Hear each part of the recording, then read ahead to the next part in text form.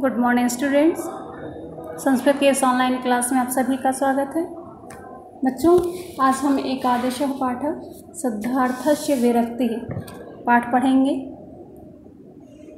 इस पाठ के अंतर्गत सिद्धार्थ का जीवन से कैसे वैराग्य हुआ, इस बात को बहुत ही सुंदर ढंग से प्रस्तुत किया गया है। आइए पाठ को पढ़ते हैं और अर्थ समझते हैं। बच्चों, आप अपनी पुस्तक में पेज नंबर 55 निकाल लीजिए और ध्यानपूर्वक देखिए। पूरा कपिलवस्तु नामक नगरे शुद्धोधने नाम राजा आसीत। प्राचीन काल में कपिलवस्तु नामक नगर में शुद्धोधन नाम का एक राजा था। तस्य पुत्रस्य नाम सिद्धार्थ आसीत। उनके पुत्र का नाम सिद्धार्थ था। एकदा एकः ऋषि राजभवनम आगच्छत शिशु दृष्ट्वा सह अकथयत्। एक बार एक ऋषि राजभवन में आए और शिशु को देख करके बोले, भो राजा, एषः बालः नृपः भविष्यति अथवा सन्यासी भविष्यति। हे राजा, यह बालक राजा होगा अथवा सन्यासी होगा।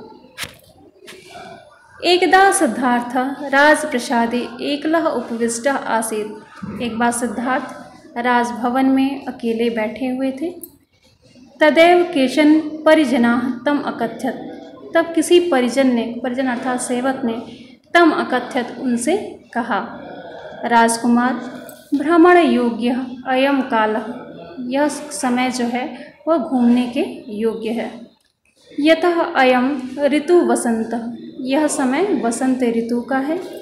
विविधैः पुष्पैः विभूषिताः पादप पंक्तयः वनानाम उपवनानाम च शोभान अतितरा वर्धयन्ते। विविध प्रकार के फूलों से विभूषिता माने सजे हुए पादप पंक्तियाँ, पौधों की पंक्तियाँ, वनानाम उपवनानाम शोभाम अतितरा वर्धयन्ते। वनों और वनों की शोभा को अत्यंत बढ़ा रहे हैं। विभिन्न प्रकार के फूलों से सुशोभित वन, पौधों की पंक्तियाँ वनों और उपवनों की शोभा को बढ़ा रहे हैं। सिद्धार्थ वनानाम उपवनानाम च शोभा द्रष्टुम तत्परः अभवत्। सिद्धार्थ वनों और उपवनों की शोभा देखने के लिए, सुंदरता देखने के लिए तैयार हो गए। पितु समीपम गत्वा सह अवदत्। पिता के पास जाकर के वह बोले, भो तात, अहम नगरे विहाराय गन्तुम इच्छामि। हे पिता, मैं नगर घूमने की इच्छा रखता हूँ, अर्थात नगर घूमना चाहता हूँ। कृपया मम यात्रायाः प्रबंधम कार्य। कृपया मेरी यात्रा का आप प्रबंध करवा दीजिए। पिता अकथयत्। पिता ने कहा, गक्ष गक्ष पुत्र, जाओ जाओ पुत्र, ऐसा यात्रा त शुभाय भवति। तुम्हारी यह यात्रा शुभ हो। सारथिनां सह रथम आरूहा सिद्धार्थ नगरे विहाराय प्राचलन। सारथिना सह, सारथी के साथ, सारथी कौन होता है आप सभी जानते हैं, के गाड़ी को हाँकने वाला जो होता है वो सारथी होता है। तो सारथिना सह रथम आरूढ़, सारथी के साथ रथम आरूढ़, रथ पर चढ़कर सिद्धार्थ नगरे विहाराय प्राचलन। सिद्धार्थ नगर के विहार के लिए अर्थात घूमने के लिए प्राचलन माने चल पड़े। मार्गम उभयतः तिष्ठन् प्रजानना ताम अवलोक्यत प्रसन्नः अभवत्। मार्गम उभयतः, मार्ग के दोनों ओर, तिष्ठतः प्रजाजना, बैठे हुए प्रजाजन, तम अवलोक्य, उनको देख करके, प्रसन्नः अभवत् माने प्रसन्न हुए। मार्ग के दोनों ओर बैठे हुए प्रजा के लोग उनको देख करके बहुत प्रसन्न हुए। मार्गे सह एकम वृद्धम एकम रुग्णम एकम शवम च अपश्यत्। रास्ते में उन्होंने एक वृद्ध, एक रोगी और एक शव को देखा। एतान दृष्ट्वा सह सारथिम अपृच्छत्। यह देख करके उन्होंने सारथी से पूछा, एते के, ये लोग कौन हैं? कथम एतेषाम इयाम विकृता अवस्था। कैसे इनकी यह ऐसी बिगड़ी हुई अवस्था हो गई। विकृता माने बिगड़ी हुई अवस्था, अर्थात विकार अवस्था इनकी कैसी हो गई है। सारथी अवदत्। सारथी ने कहा, एषः वृद्धः नरः आसीत्। यह वृद्ध आदमी है अर्थात यह बूढ़ा आदमी है। सह तु रुग्णः, वह रोगी है।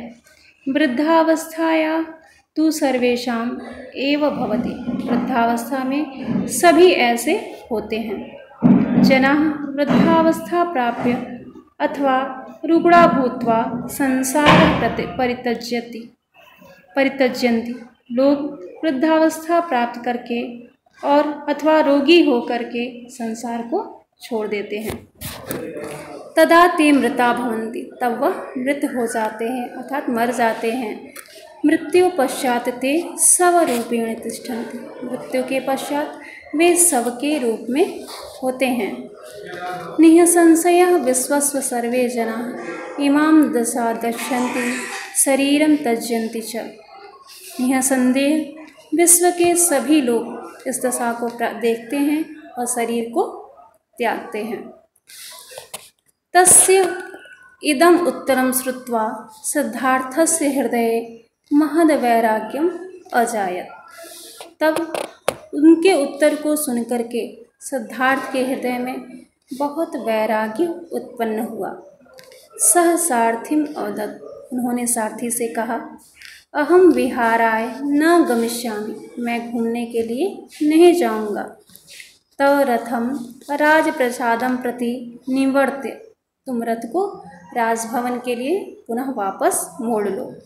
सिद्धार्थस्य आदेशेन सारथी रथम परावर्त्यत, सिद्धार्थ के आदेश पर सारथी ने रथ को मोड़ लिया। विरक्त चित्तः सिद्धार्थ मानवानां दुख निवर्तते, रात्रौ प्रिया पत्नी नवजात पुत्रः च परित्यज्य वनम अगच्छत्। विरक्त चित्त सिद्धार्थ मानवों के दुख को दूर करने के लिए रात्रि में ही प्रिय पत्नी और नवजात शिशु को छोड़ करके वनम अगच्छत्, वन को चले गए। तत्र तपसा ज्ञानम लब्ध्वा, उन्होंने तपस्या करके ज्ञान प्राप्त किया। सह महात्मा बुद्ध इति नामना प्रख्यात अभवत्, तब वह महात्मा बुद्ध नाम से प्रसिद्ध हुए। सह विश्वस्य कल्याणाय जनेभ्यः अहिंसा धर्मस्य उपदेशम अयच्छत्।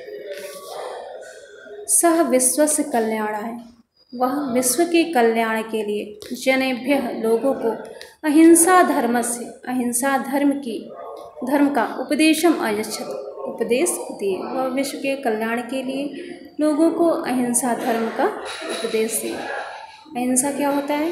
किसी भी व्यक्ति को शारीरिक, मानसिक या किसी तरह से कष्ट न पहुंचाना ही अहिंसा होता है। ऐसा करके व्यक्ति का कल्याण होता है। ऐसा उपदेश विश्व के कल्याण के लिए महात्मा बुद्ध ने दिया। बच्चों, आशा करती हूँ कि सिद्धार्थ किस प्रकार से जीवन से विरक्त हुए, मोह माया कैसे उन्होंने छोड़ा और लोगों के कल्याण के लिए उन्होंने तपस्या की और उन्होंने लोगों के कल्याण के लिए अहिंसा धर्म का उपदेश दिया। इस बात का वर्णन इस पाठ के माध्यम से किया गया है और आपको समझ में आया होगा। धन्यवाद।